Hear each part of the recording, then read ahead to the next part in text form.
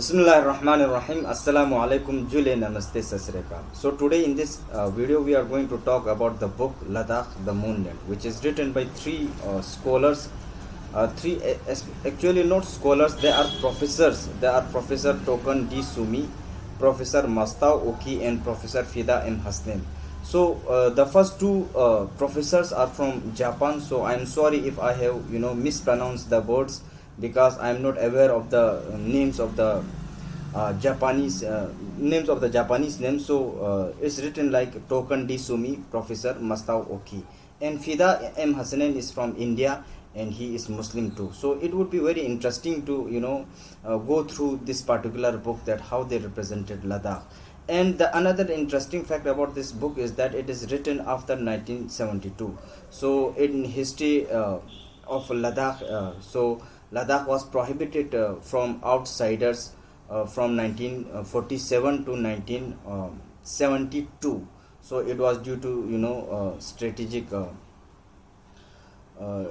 It was due to border conflicts between India and Pakistan and China. So at that time they were not, the outsiders were not allowed to visit Ladakh. So after those particular thing, after the war of 1971, which was fought between India and Pakistan, so after that, so in 1972, the outside visitors were allowed to visit Ladakh. So yeah, these three professors were among the first visitors, and they visited Ladakh. So they have written a book not in the typical travelogue system, but they have written this particular book in a sort of a research book. So they have talked about the history of Ladakh, they have talked about the economy of Ladakh, they have talked about the culture of Ladakh, they have talked about the region and religion, that geography of Ladakh. So they have touched the every aspects of the region. So it would be very interesting, because the interesting fact about these writers are that they are not Westerners, and they are not European writers. So they are from the East, they are from the Japan, and one is from India. So it would be also interesting to see that did they take the colonial legacy from the Europeans, or did they represent Ladakh in some other way. तो साथ ही साथ ये बात भी मैं यहाँ पे, it is very important to mention here that the books which I review is from the perspective of the representation of Ladakh. ये बात हमेशा याद रखना है कि वे किस तरह से लद्दाख को रिप्रेजेंट किया है, एंड जो ट्रुथ एक लद्दाखी खुद जानते हैं कि लद्दाख के बारे में क्या है और क्या उसमें मिसिंग है, और किस तरह से उन लोगों को रिप्रेजेंट किया जाता है. तो पिछले हमने दो बुक्स में हमने देखा था कि Ladakh is represented mostly as orientalized the region. The two authors, especially Colin Lambert, has orientalized the region, and same is the case with the Marco Pellis. But Marco Pellis has somehow romanticized the region, because he is very much in love with Buddhism, and he visited Ladakh as a priest. सो ये अब यहाँ पे अब जब आकर देखते हैं एक पोस्ट कॉलोनियल पीरियड में 1975 में जो फिदा जो तीन जो राइटर्स ने किस तरह से लिखा है, ये बहुत इम्पोर्टेंट है. और उनको मैं बस उस प्रिज्म से देखना चाहता हूँ कि एक रिप्रेजेंटेशन, जो मेरा टॉपिक रहा है, जो मैंने अपने इंट्रोडक्शन में भी कहा था कि मेरा सिर्फ ये है कि उनको किस तरह से देखा गया है कि what Ladakh actually is, and how they represent Ladakh, and how they represented Ladakh. So ये है. तो जो सबसे पहले उन्होंने जो बात की है, सबसे पहला तो ये है कि they have called Basgo the gateway to Ladakh. Basgo is called the gateway of Ladakh. भाई ये कहाँ से, किस सेंस में कहा है, किस सेंस में लिखा है, ये तो कोई समझ में नहीं आता. कि बसगो is hardly 70 or 80 kilometers away from the main city Leh. So it is situated on the highway between Leh and Kargil, and we can say Leh and Srinagar. तो बीच में जो 80-90 किलोमीटर पे जो लिखा है उन्होंने, तो यार कॉलोनियल जो राइटर्स है मार्को पेलिस और कॉम्बे लेबर्ट से 3-4 कदम आगे जाके लिखा है. भाई ये तो कुछ ज़्यादा ही फेंक दिया, क्योंकि जो कॉलोनियल राइटर्स ने जो मेनली गेटवे ऑफ लद्दाख लिखा है, तो हालांकि वो भी गलत है, मूलबेग को लिखा है. क्योंकि इसलिए लिखा है कि क्योंकि मूलबेग से मुस्लिम के पॉपुलेशन कम होने लगते हैं, बुद्धिस्ट के पॉपुलेशन ज़्यादा होने लगते हैं. तो उस वे में उन्होंने लिखा है कि यहाँ से लिखा गया. लेकिन ये जो तीन जो प्रोफेसर से उन्होंने तो डायरेक्ट छलांग लगा के बाजुओं ही पहुंच गए, तो वहाँ से ये स्टार्ट करने लगा कि भाई यहाँ से शुरू होता है। एक बात ये, और दूसरी बात ये कि यहाँ पे कई कई जगह पे, एक दो जगह पे, मैक्सिमम तो नहीं, कि लद्दाख एंड कारगिल लिखा है कि Ladakh and Kargil. What do you mean by Ladakh and Kargil? या तो आप ऐसा लिखो कि ले एंड कारगिल। और उस जमाने में 1975 में तो दोनों डिस्ट्रिक्ट्स के बीच में तो पार्टीशन भी नहीं हुआ था, like Ladakh was the single district. तो बहुत बाद में जाके हुआ है कि Leh is another district and Kargil was regarded as another district. तो यहाँ पे ये देखना बहुत ही, ये इस तरह से रिप्रेजेंट किया गया है। तो दूसरी बात यह है, अब जहाँ पे जब बात आते हैं तो DS लोपेस ने या निकोलस ग्रिस ने इस बात को हमेशा कहा है कि the westerners always regard the region Ladakh as a Buddhist place. और जहाँ पे भी वो लोग जाते हैं, कि जो भी राइटर्स जाते हैं, जो भी ट्रेवलर्स जाते हैं, उनको बिल्कुल बुद्धिस्ट प्लेस की तरह, एक बुद्धिस्ट एबोर्ड या एक यूटोपियन प्लेस की तरह दिखा जाए, जिस तरह से द लॉस्ट शंग्रिला जो बहुत ही फेमस हुआ है, जो बस उसी के पीछे ही जाते हैं, उसी की ही तलाश में जाते हैं, बुद्धिस्ट मोन्यूमेंट्स को देखने जाते हैं, लामास को देखने जाते हैं, या मंग से मिलने जाते हैं, या वहाँ पे और दूसरे बहुत सारे स्क्रिप्चर्स है, आर्किटेक्ट्स है, या स्तूपा से उनको छोड़ते हैं, उसको देखने जाते हैं। So the other side of the region is totally neglected by the colonial writers and the western writers we can say. But यहाँ पे ये लोग तो वेस्टर्न भी नहीं है, और खुसूसन Fida M Hasnain in itself is a Muslim, लेकिन ये लद्दाख का तो कहीं ना कहीं वो मुस्लिम होने के बावजूद भी कभी जिक्र नहीं करता, और हालांकि बहुत ही नेगेटिवली पोर्ट्रे करता है। ये तो ये भी आगे जाके ये कह सकते हैं। अब देखो यहाँ पे, जब मैं दूसरों की बात नहीं करूँगी क्योंकि उनमें हिस्ट्री में भी बहुत ही डिटेल किया है कि who were the first visitors of Ladakh, so the people who visit Ladakh, और जिन लोगों ने लद्दाख पे हमला किया, जो the people who attack Ladakh along with Mirza Haidar Dughlat और the Dogra empire of the Jammu region, and also many the Mongols invaders and the Tibetan invaders।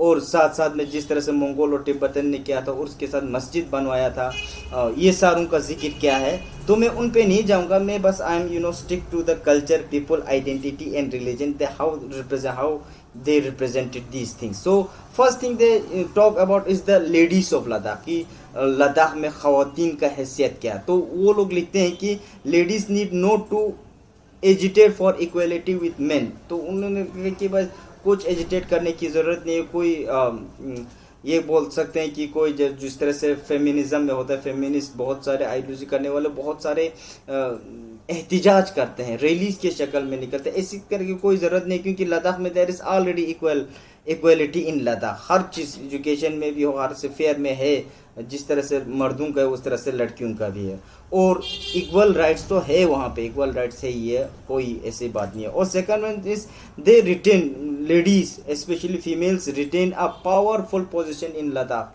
एक बहुत ही पावरफुल पोजीशन देखते हैं, जो हमें खुसूसन मैंने तो कम से कम अभी तक मैंने नहीं देखा कि कोई हिस्ट्री में लद्दाख इतना प्रोफेसर लेडी एक पॉलिटिशियन हो या एक्टिविस्ट हो या एजुकेशनिस्ट हो जो 1970s में थे इस तरह से। तो मैं तो एक स्टूडेंट ही हूँ, शायद मैंने देखा नहीं होगा। तो उनके हिसाब से ये है कि एक बहुत ही पावरफुल पोजीशन है सोसाइटी में। और family system is based on maternal system where a wife is an authority. ये तो एक लद्दाखी को ही मालूम है कि अथॉरिटी वाइफ का होता है या हस्बैंड का होता है, लेकिन यहाँ पे लिखा है कि Ladakhi ladies are beautiful, kind, simple and innocent. ये जो थोड़ा है, जिस तरह से वेस्टर्नर्स ने हमेशा ये तासुर देने की कोशिश की थी, जो जिस तरह से अलेक्जेंडर कनिंघम ने, अगर आप लोग अलेक्जेंडर कनिंघम का वो बुक पढ़ेंगे लद्दाख, तो उसमें जिस तरह से उन्होंने एक फीमेल का जिक्र किया है, किस वाइल्ड बीस्ट के साथ कंपेयर किया है, तो बहुत ही नेगेटिवली रिप्रेजेंट किया है। तो उन राइटर से तो इन्होंने बहुत ही अच्छे से यहाँ पे थोड़ा सा सॉर्ट ऑफ रोमांटिसाइज करने की कोशिश की है। तो वी कैन से तो this is the romanticization of Ladakh. तो रोमांटिसाइजेशन और ओरिएंटलाइजेशन में आप लोगों को फ़र्क बता दूं, तो ओरिएंटलाइजेशन इज नेगेटिवली इंटरप्रेट करना, नेगेटिवली रिप्रेजेंट करना हर चीज़ को, हम अपने स्टैंडर्ड्स के साथ, रिलीजन को लेके या कल्चर को लेके किसी भी चीज़ को लेके करना। और साथ ही साथ ये ओरिएंटलाइजेशन में रोमांटिसाइजेशन भी आ जाता है, जिनको उस कल्चर की तारीफ कर देना कि देखो इन लोगों के पास पैसे नहीं है लेकिन कितना खुश है, घर नहीं है कितना खुश है, पहनने के लिए मतलब कपड़े नहीं लेकिन कितने दिल के कितने सच्चे हैं, इस तरह से ओरिएंटलाइज करना।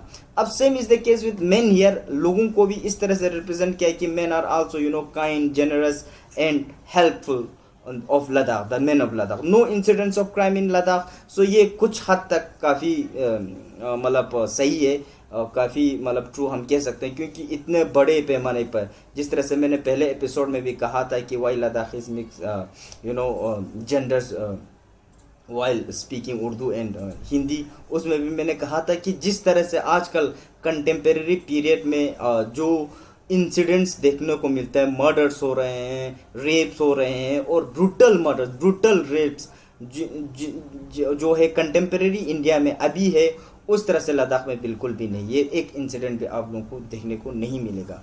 और जो जिस तरह से लेकिन यहाँ पे there is no communal trouble between Ladakhis and they do not believe in caste, creed or color distinction. This in itself is a very debatable topic and debatable thing. ये अगर हम आएंगे तो इस पे हम बात करेंगे अच्छे से। अगर लद्दाख में कोई कास्ट सिस्टम नहीं है या रिलीजन के बीच में रिफ्ट नहीं है, तो अगर हम हिस्ट्री में जाएंगे तो कुछ अलग ही सीन देखने को मिलता है। अभी कंटेम्प्रेरी पीरियड की हम बात करेंगे तो अगर एक सोसाइटी में, लद्दाखी सोसाइटी को लेके चलो एज ए होल, कि जो नोशन है गरा है या गरबा बोलते हैं, गरा बोलते हैं ले वाले, गरबा पुरगी वाले बोलते हैं कारगिल वाले, या मून बेड़ा है, बेड़ा कारगिल वाले बोलते हैं, बेदा बोलते हैं ले वाले, ठीक है। तो ये जो कॉन्सेप्ट है वो अभी भी है, क्या उनको डिस्क्रिमिनेट नहीं किया जाता है? तो ये बहुत ही कहने वाली बात है। और there is no room for jealousy in Ladakh. भाई ये क्या बात है, हम भी इंसान हैं, हमें भी जेलेसी होता है यार। तो ये जो मैंने कहा था, जो यूटोपिया एक क्रिएट करने की कोशिश की है कि यूटोपियन पीपल बिल्कुल simple minded, happy, contented with what they have, though they do not have money but they are contented. ऐसी बात नहीं है कि हम भी इंसान हैं, लद्दाखी कई आसमान से उतर के कोई फरिश्ते नहीं है कि लद्दाखीज को भी जेलसी होता है भाई, कि ये कोई छुपाने वाली बात नहीं है। लेकिन इस तरह से ये क्रिएट करने की कोशिश किया है। तो बुक के पहले ही ओपनिंग पेज पे मैं ये जो इमेज आप लोगों के साथ में शेयर कर रहा हूँ, ये ओपनिंग पेज पे, हालांकि इसका 2 एडिशन, एक 1975 में आया था, दूसरा 1977 में आया था। 77 वाले में ये इमेजेस नहीं है, 1975 वाले बुक में ये इमेजेस है। तो इसमें इमेज में आप लोग देख सकते हैं, यहाँ पे मोनेस्ट्रीज है, यहाँ पे लामास है, यहाँ पे ये छोड़तेन से, यहाँ पे ये सारे चीज़ें which are related to Buddhism. और मुस्लिम्स को लेके यहाँ पे कोई भी एक इमेज हमें दिखाई नहीं देता है कि लद्दाख के बारे में ये इमेज जो दर्शा दे, जो लोगों को एक हिंट दे दे कि बुद्धिस्ट के अलावा भी दूसरा कोई है रिलीजन लद्दाख में। तो ये एक शॉर्ट से मैंने पहले एपिसोड में भी कहा था, पिछले वीडियो में भी, कि इस तरह से अगर एक ट्रेवलर या एक कोई आम इंसान जिसको लद्दाख के बारे में मालूम ही नहीं हो, वो इस तरह से बुक पढ़ेंगे, इस तरह से उनको खिलाया जाएगा, उनको दिखाया जाएगा, उनको पढ़ाया जाएगा, तो उनके दिमाग में ऑलरेडी एक कॉन्सेप्ट आ जाता है कि Ladakh belongs to Buddhist and Ladakh is the land of Buddhism. तो अभी आगे क्या होता है तो अगले एपिसोड में हम बात करते हैं। तो इसी नोट पे मैं आप लोगों से अलविदा लेता हूं। तो अलविदा लेने से पहले अभी तक आप लोगों ने मेरे चैनल को सब्सक्राइब नहीं किया तो प्लीज़ सब्सक्राइब कर लीजिए, ताकि आने वाले वीडियोस अपने बर वक्त पहुंच सके। तो इसी नोट पे मैं आप लोगों से अलविदा लेता हूं। खुदा हाफिज़।